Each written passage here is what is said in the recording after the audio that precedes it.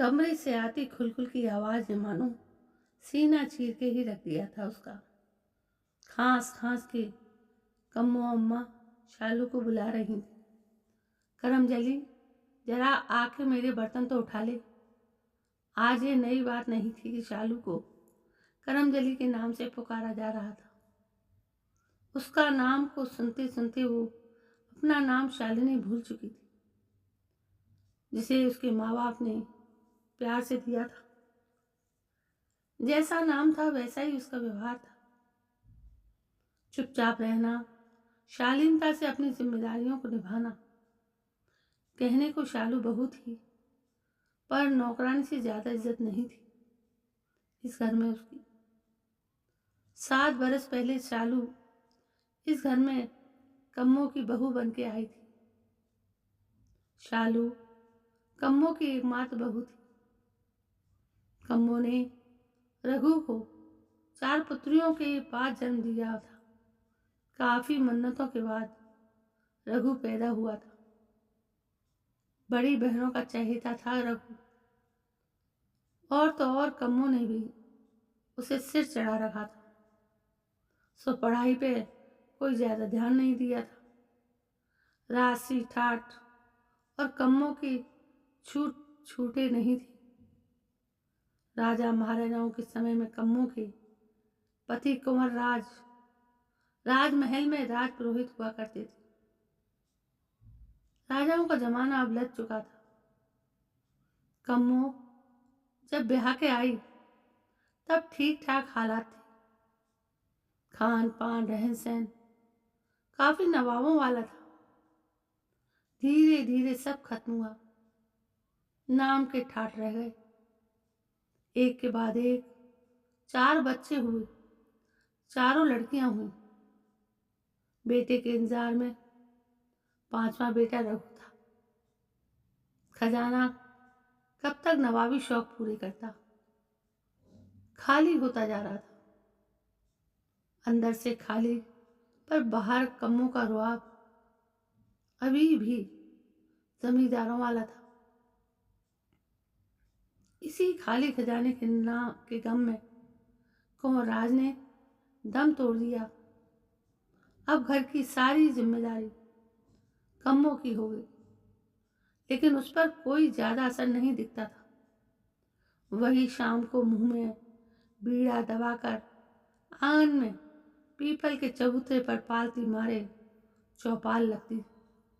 सारे गांव की खबर लेना, किसकी किससे लड़ाई हुई, किसके घर में कौन आया, किसके घर में क्या हाल है, ये सब मानो कम्मों को जानना जरूरी था। रो के पूछती और हंस के गाने वालों में से थी वो। अपने फटे का पता नहीं, पर दूसरे के फटे में जरूर टांग अड़ाने में उसे आनंद आता था। माँ को देख बेटियां भी इसी तरह की हरकतें करती।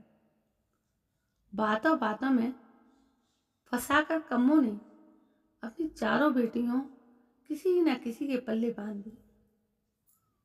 बाहरी चमक देखकर लोग मूर्ख बन जाते और कम्मों की बातों में आ जाते और रिश्ता जोड़ लेते। अब बारी रघु की आई। बच्चों की अधूरी परवरिश के कारण पढ़ाई लिखाई तो कोसों दूर थी।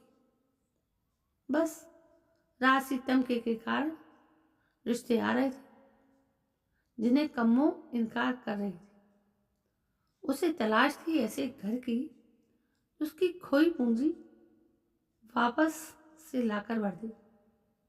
लेकिन ईश्वर सब देखता है। पास के गांव के जमींदार के घर से रघु के लिए रिश्ता आया। बहुत अमीर थे। अकेली लड़की थी शालू। बस कम्मो को हर हाल में उसे बहू बनाना था। लोगों ने जोर लगवाकर कम्मो ने रिश्ता पक्का करवा लिया। खूब धूमधाम से शादी हुई। गहने कपड़े न जाने क्या क्या शादी में मिला। एक चीज संस्कार जिसकी कमी कम्मो के घर में थी। शालू के रूप में वो गलती से आ गई, जिसकी कम्मो को कोई जरूरत नहीं थी। कुछ दिन तो सब अच्छा रहा, फिर कम्मो की मांग बढ़ती। मायके जाती तो शालू को अपने मायके से लाने वाले सामान की लंबी लिस्ट मिलती लाने के लिए, जो उसे अच्छा नहीं लगता था। इस बार जब वो गई तो कुछ नहीं लाई, बस अपनी माँ की एक जरी की साड़ी जो शालू की नानी ने उसकी माँ को दी थी। उस साड़ी का महत्व केवल उसका परिवार ही जानता था। इतने गरीब घर में आकर कभी उसने अपनी असलियत अपने माँ बाप को नहीं बताई, लेकिन अब वहां से कुछ न लाने की सोच, बस वो 5 मीटर आंचल लाई, जो हर परिवार की मर्यादा होती है अगर समझो तो। अब कम्मो का व्यवहार भी बदल गया। वो शालू को करमजली कहने लगी, जैसे उसने ही सारा घर खाया हो। दहेज की रकम से अच्छा चल रहा था, पर शालू ने अब घर से कुछ न लाने की ठान ली थी। घर के हालात देख रघु अपने दोस्त की दुकान पर बैठने लगा। जो थोड़ा मिलता उसी से शालू घर चलाती। शालू घर के काम में लगी रहती। इसी बीच शालू पेट से हो गई, लेकिन कम्मो वही गाली गलौज चौपाल पर बहू की चुगलियों से बाज नहीं आती थी। दूसरों के साथ अपने घर की भली बुरी भी बो देती थी। बहू पर बिल्कुल ध्यान नहीं था, बस खुद जवान सी बनी ठनी रहती। थोड़े समय बाद शालू ने नन्ही परी को जन्म दिया। कम्मो ने अंदर से ही चिल्लाकर दाई से पूछा, क्या जना है करमजली ने?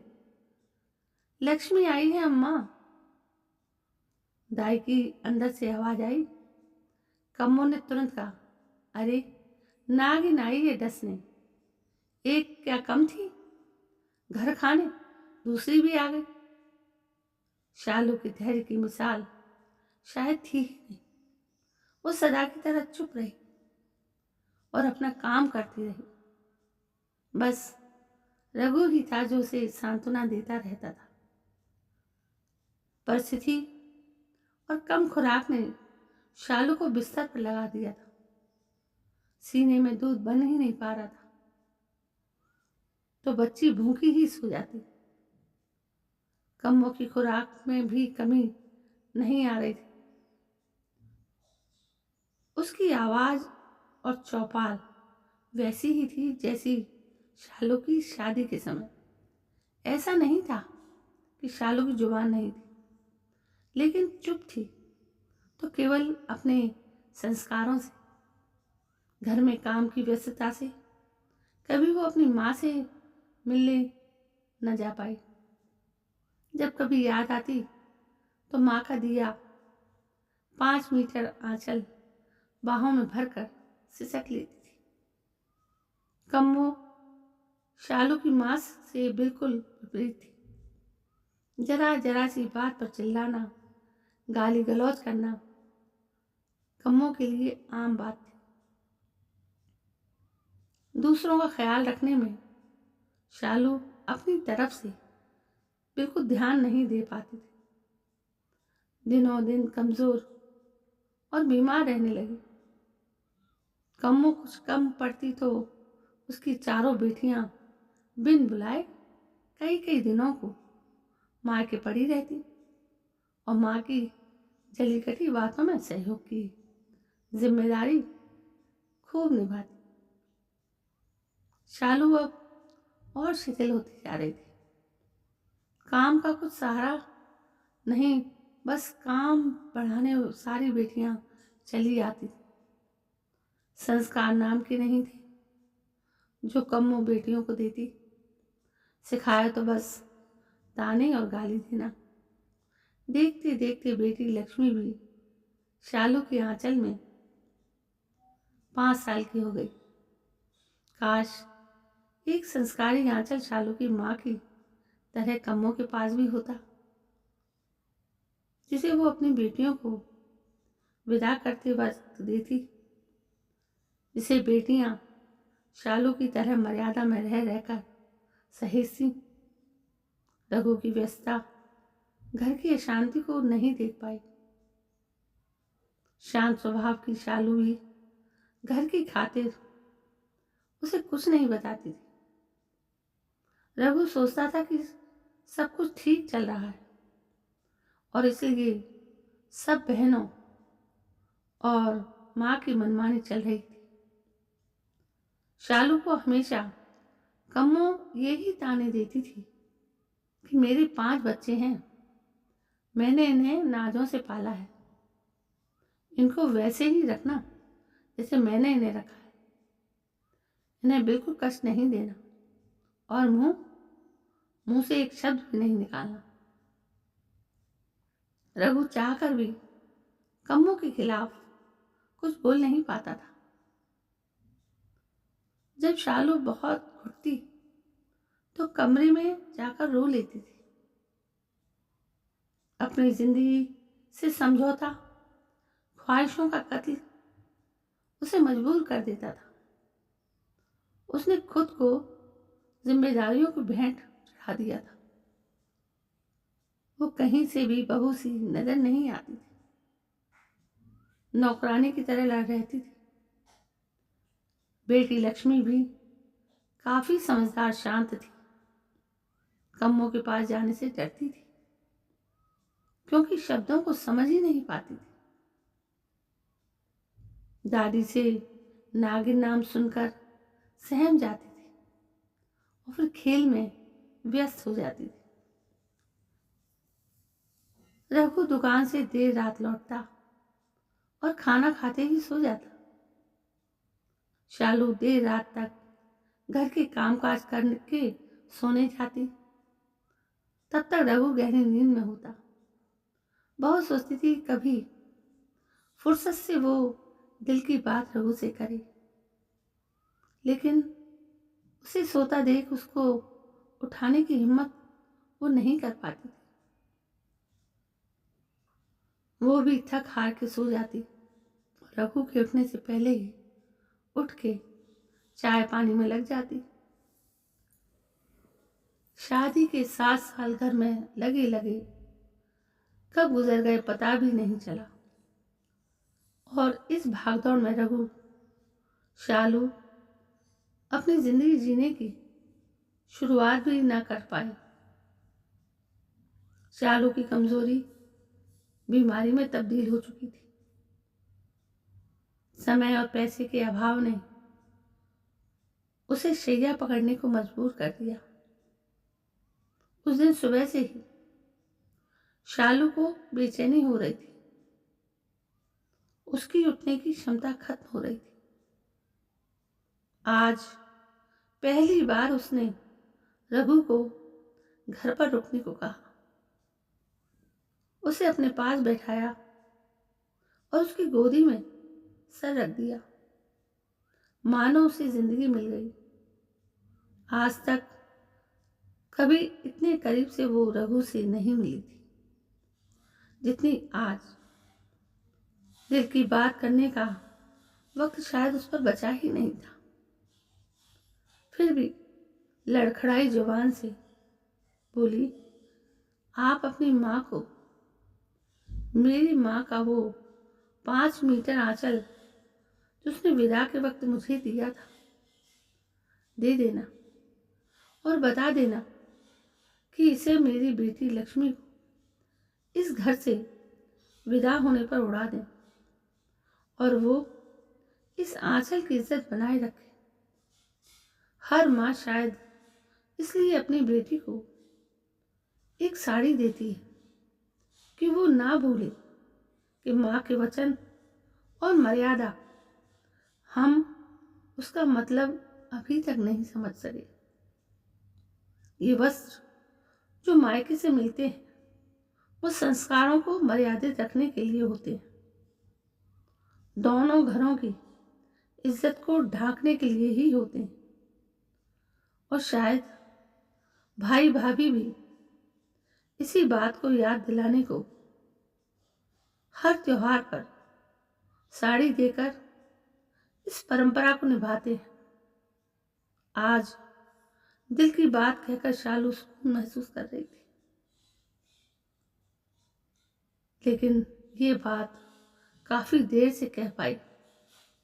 इस बात को कहने की हिम्मत जरा जल्दी आती तो आज रघु को, शालू को नहीं खोना पड़ता। इस कदर भी संस्कारों को नहीं उड़ना चाहिए था तुम्हें। आज रघु ने ऊंची आवाज में बात की। किसके लिए तुम निभा रही हो?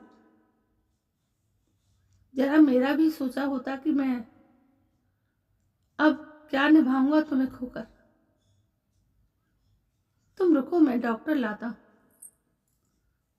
नहीं, शालू ने कहा और रघु को बाहों में जकड़ लिया। बस इसी बीच एक लंबी सांस खींचकर शालू ने सिर लुढ़का दिया और हमेशा के लिए शांत हो गई। रघु की आंखों से सन्नाटा और खामोशी थी। वो अब भी कुछ बोल ना पाया, सदा की तरह। रघु में जैसी मानो काटो तो खून नहीं था। वो सन्न रह गया, आंखों से कुछ दिख नहीं रहा था। आंसुओं की धारा रघु के कपोलों से टपक रही थी। वो भागकर मां के कमरे में गया और मां से बोला, शालू नहीं रही मां। मां से जो उत्तर मिला उससे रघु अचंभित रह गया। सदा की तरह कर्कश आवाज में बोली, कोई बात नहीं, और अच्छी आ जाएगी, सब्र रख। बस इस नागिन को भी निकाल दे। जिस दिन से आई है जीना हराम कर रखा है। रघु ने जहर का घूंट पिया और उल्टे पांव अपनी शालू के पास आ गया। उम्मीद नहीं थी कि इतनी बेरहम भी मां होती है। आज रघु को शालू की सहनशीलता पर फख्र हो रहा था। कितने जल्लादों के बीच वो जी रही थी। एक तो शालू की मां थी और एक मेरी ये मां। इतना फर्क क्यों है? मां तो दोनों थी। इस पहेली को कोई भी नहीं सुलझा सकता। आज रघु को मलाल था कि वो किस मां की कोख से पैदा हुआ। बिल्कुल भी मोह नहीं, जिसने दिन रात केवल इस घर को दिया, उसके प्रति इतनी निष्ठुर। पत्थर दिल भी किसी गैर की मौत पर अफसोस तो करता, पर ये क्या? उसने सोचा वाकई शालू सही कह गई कि कम्मों के 5 मीटर आंचल में किसी के लिए भी छांव नहीं थी।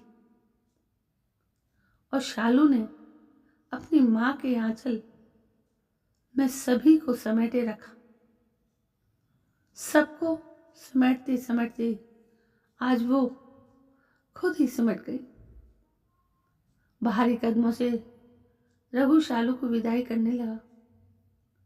रघु ने शालू की मां की वो संस्कारी साड़ी निकालकर शालू को उड़ा के दी। अंतिम विदाई का निर्णय लिया और फिर लक्ष्मी को लेकर बिना बोले, बिना सोचे समझे, कभी खत्म न होने वाले सफर पर निकल गया, जहां ऐसे बेरहम लोगों का साया भी अपनी लक्ष्मी पर ना पड़ने देगा।